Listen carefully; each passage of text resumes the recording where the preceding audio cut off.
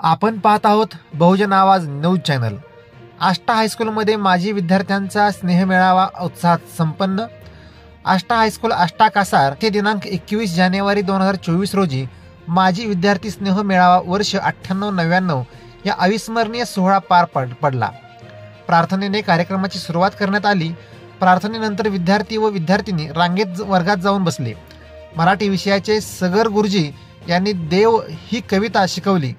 Ashta high school संस्थेचे अध्यक्ष ओम गुरुजी, सगर गुरुजी, स्वामी गुरुजी, जयराम गुरुजी यांच्या हस्ते सरस्वतीच्या प्रतिमेचे पूजन करण्यात आले। सर्व गुरुजन वर्ग यांना फेटा बांधून पुष्पहार व भारतीय संविधान उद्देशिकेची प्रत देऊन सन्मानित करण्यात आले। सगर गुरुजी यांनी मनोगत व्यक्त करत सर्व विद्यार्थी व विद्यार्थिनी यांचे कौतुक केले। सर्वांनी एकमेकांशी भेटत राहा व ज्या मातीमध्ये आपण शिक्षण घेतले त्याबद्दल कृतज्ञता बाळगा असे मार्गदर्शन केले।